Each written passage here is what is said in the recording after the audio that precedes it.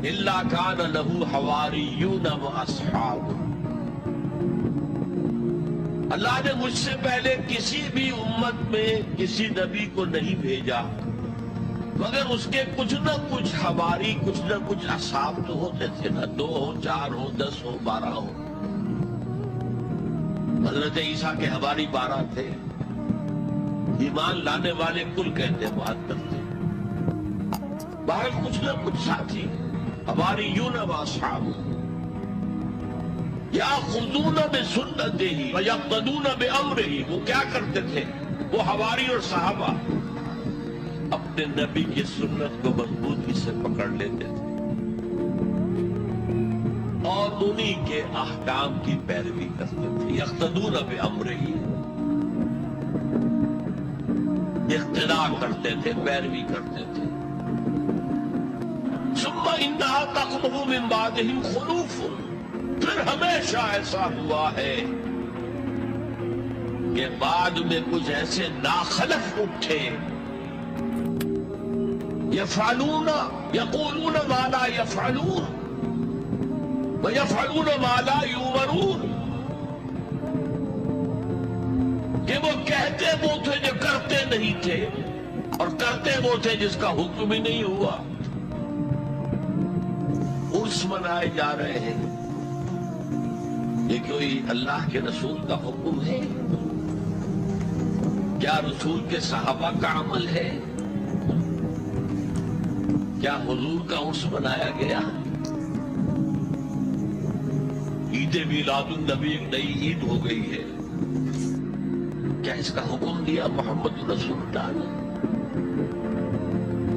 یفعلون ما لا یؤمرون، وہ اپنی ایجاد کردہ روایات ہیں، اپنی ایجاد کردہ بدعات ہیں، اپنی ایجاد کردہ رسومات ہیں، ان پر لگے ہوئے اور دعوے کرتے ہیں اللہ سے محبت، رسول کے عشق میں، جبکہ ان کے عمل میں نہ اللہ کی اطاعت ہے نہ رسول کا اتباع۔ اب جب ایسی صورت پیدا ہو جائے تو کیا کریں؟ فمن جاہدہم بیدہ فہو مومن، تو جو مسلمان بھی ان کے خلاف جہاد کرے گا اپنے ہاتھ سے، اپنی طاقت سے، تو مومن ہوگا۔ ومن جاہدہ بلسانہ فہو مومن، اور جو ان کے خلاف جہاد کرے گا اپنی زبان سے، وہ بھی مومن ہوگا۔ وہی 3 درجے۔ ومن جاہدہم بقلبہ فہو مومن، دل سے نفرت رکھ کر جو جہاد کرے گا بالقلب، وہ بھی مومن ہوگا۔ فما وراء ذلك من الایمان حبۃ خردل، اس کے بعد تو ایمان رائی کے دانے کے برابر بھی۔ اور ویسے جب حضرت جبرائیل آتے تھے انسانی شکل میں، وہ بالکل دوسری شکل میں، تو یہ کہ حضرت داہیہ کلبی جو ہے رضی اللہ تعالیٰ عنہ، بہت حسین صحابہ میں سے بہت سعید حسین انسان تھے، ان کی شکل میں بالعموم ان کی صورت میں حضرت جبرائیل آتے ہیں، لیکن وہ وحی نہیں شمار ہوتی۔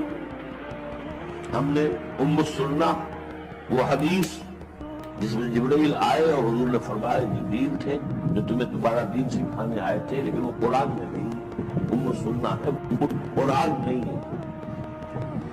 البتہ یہ کہ حضرت جبرائیل کو ان کی اصل ملک کی شکل میں حضور نے اپنی ان آنکھوں سے 2 مرتبہ دیکھا ہے۔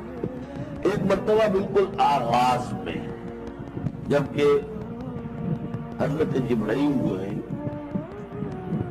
ایسے ظاہر ہوئے، حضور اتر رہے تھے جو غار حرا سے، جبل نور سے، تو آپ کو آواز آئی یا محمد۔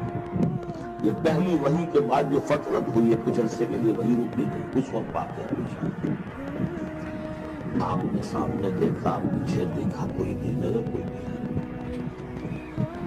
پھر تھوڑی دیر آپ چلے گئے، شاید مجھے کوئی دھوکہ لگا ہے، ایسی میں نے سنا ہے، کوئی آواز نہیں تھی، پھر آیا یا محمد، پھر دیکھا کوئی مرتبہ کوئی نظر نہیں آیا، کچھ خوف سا محسوس ہوا۔ تیسری مرتبہ یا محمد، وہ اچانک حضور کی نگاہ اوپر اٹھی تو حضرت جبرائیل فرشتے کی جو اصل شکل ہے اس میں وہ تھے افق پر، اور پورا افق بھرا ہوا تھا۔ تو اصل ملک کی صورت میں حضرت جبرائیل کو حضور نے اس وقت دیکھا، اور ایک دیکھا ہے جب عند سدرۃ المنتہا شب معراج میں جب ساتھ آئے ہیں لے جانے کے لیے انسانی شکل میں تھے، تو سواری بھی ایسی تھی جس کو کہ براق کہا جاتا ہے، وہ بھی محسوس سے تھی، لیکن یہ کہ جہاں انہوں نے کہا ساتویں آسمان پہ جا کر کہ بس اب آگے اب آگے آپ کو اکیلے دینا ہے، اس سے آگے اگر میں گزرا میرے پر جل جائیں گے، میں سوز تجلا میں سوز پرم، اگر یکسر ہوئے برتر پرم، اگر میں نے اب اس سے آگے ایک بار برابر بھی میں آگے بڑھا تو میرے پر جل جائے، تب آگے آپ کٹا۔ اس وقت بھی وہ ان کی اصل شکل میں ظاہر ہوئی حضرت جبرائیل علیہ السلام۔ یہ بات اس لیے ضروری ہے کہ جیسے محدثین جو ہیں وہ اس کی تحقیق کرتے ہیں کہ حضور سے کس نے سنا، اس سے جو روایت کر رہا ہے کہ میں نے اس صحابی سے سنا جو تابعی ہے، آیا ان کی ملاقات بھی ثابت ہے کہ نہیں؟ تابعین کے طبقے کا ایک شخص وہ ہے کہ جس کی عمر ابھی 6 برس کی تھی کہ وہ صحابی فوت بھی ہو گئے، اور وہ کہہ رہے ہیں میں نے ان سے سنا، تو پھر وہ حدیث جو ہے محدثین اس کو قبول نہیں کریں گے۔ تو دیکھتے ہیں کہ لنک جو ہے مضبوط ہونا چاہیے۔ روایت ہے ان فلاں ان فلاں ان فلاں، حضور سے فلاں صحابی نے سنا، اس نے سنا، اس تابعی نے سنا، یہ لنک جو ہے یہ ملاقات ثابت ہونی چاہیے۔ تو چونکہ جو حدیث اللہ ہے، یہ قرآن کیا ہے؟ حدیث اللہ، یہ حدیث احسن الحدیث، اللہ الذی انزل احسن الحدیث کتابا متشابہا مثانیہ، یہ ہم پڑھ چکے ہیں سورہ زمر میں۔ اس حدیث کا یہ حدیث اللہ سے کس نے سنا؟ جبرائیل نے۔ جبرائیل سے کس نے سنا؟ محمد نے۔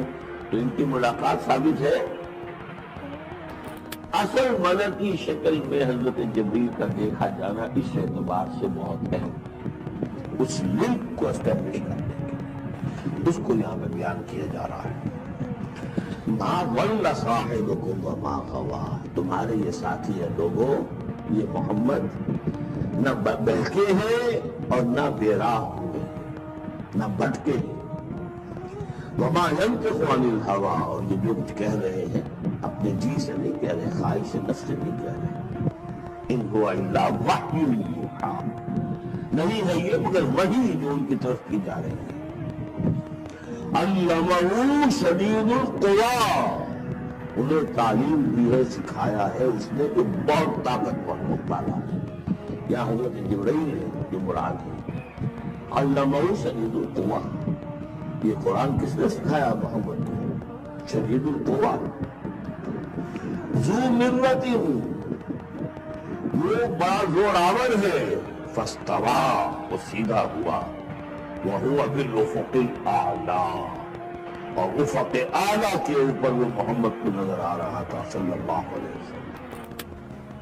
ثُمَّ دَنَا فَتَدَلَّىٰ، پھر ذرا نیچے کو لٹکا، قریب آیا، فَكَانَ قَابَ قَوْسَيْنِ أَوْ أَدْنَىٰ، اور پھر وہ اتنے قریب آ گیا کہ جیسے 2 کمانوں کا فاصلہ ہو یا اس سے بھی قریب۔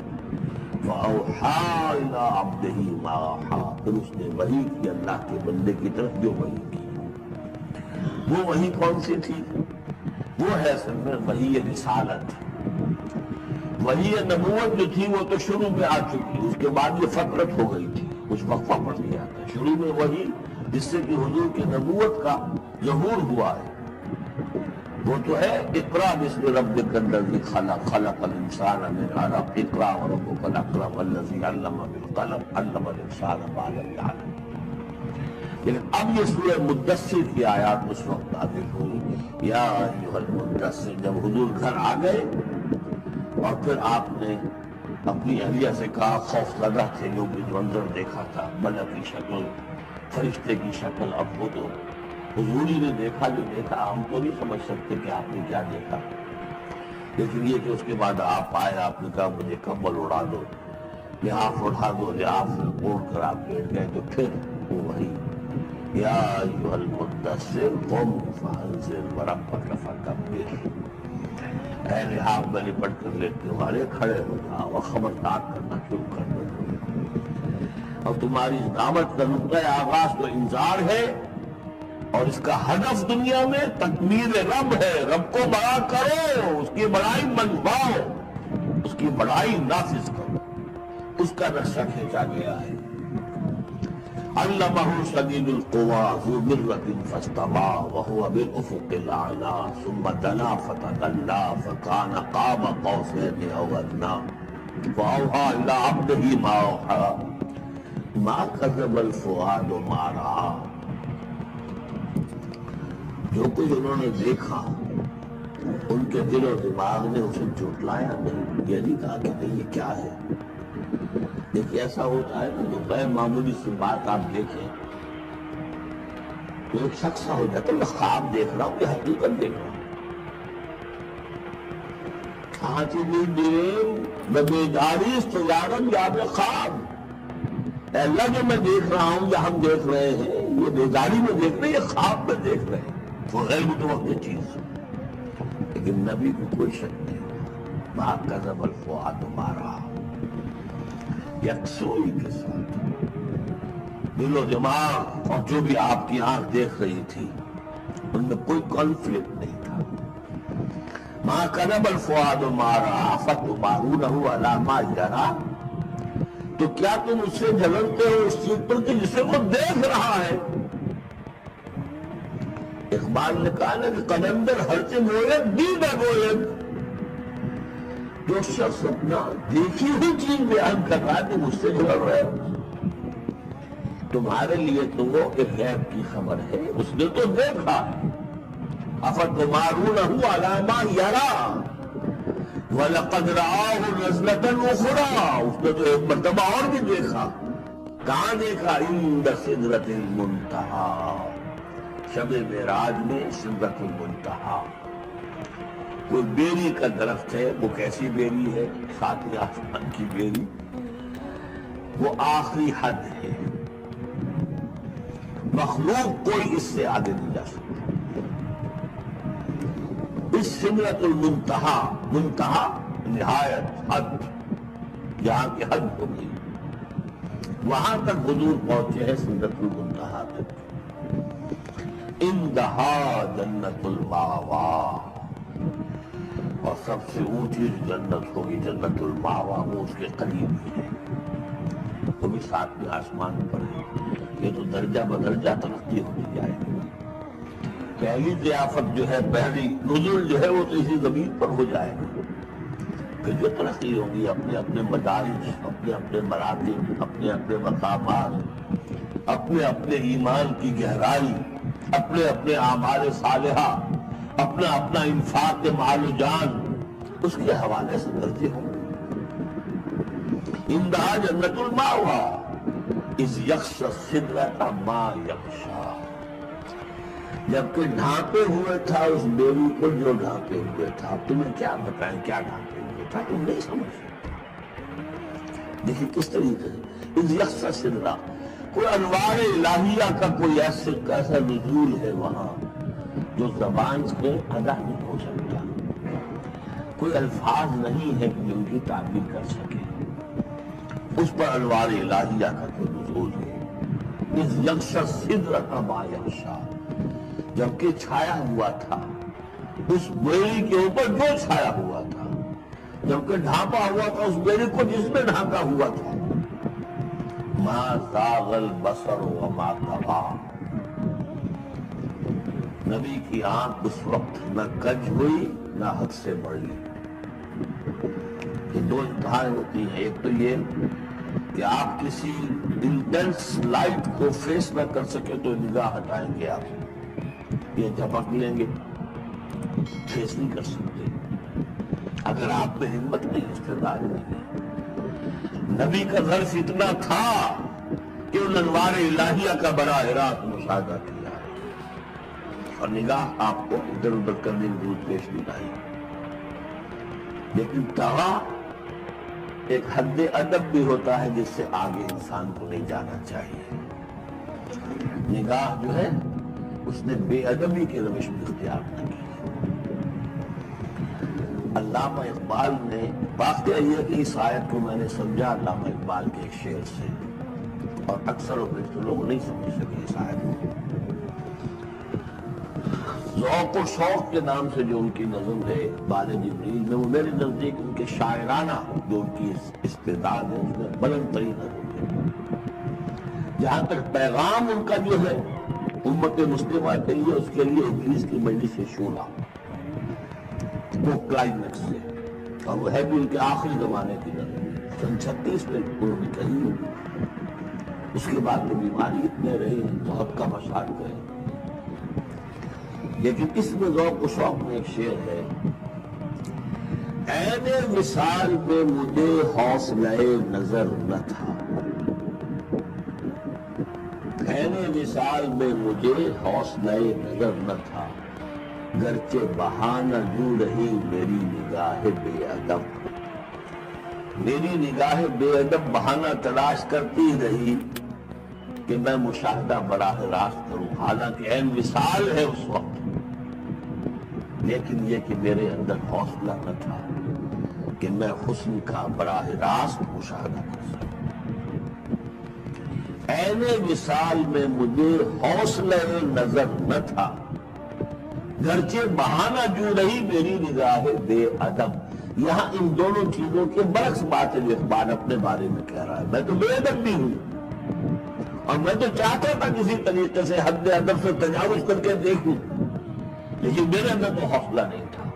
محمد میں وہ حوصلہ تھا، دیکھا ہے، براہ راست دیکھا ہے، نگاہ جما کر دیکھا ہے، لیکن ایک حد سے تجاوز نہیں کیا، حد ادب کے اندر رہے. ما زاغ البصر وما طغى لقد رأى من آیات ربہ الکبریٰ. دیکھا انہوں نے اپنے رب کی عظیم ترین آیات. وہاں جا کر جو مشاہدہ ہوا ہے وہ تو اللہ کی عظیم ترین آیات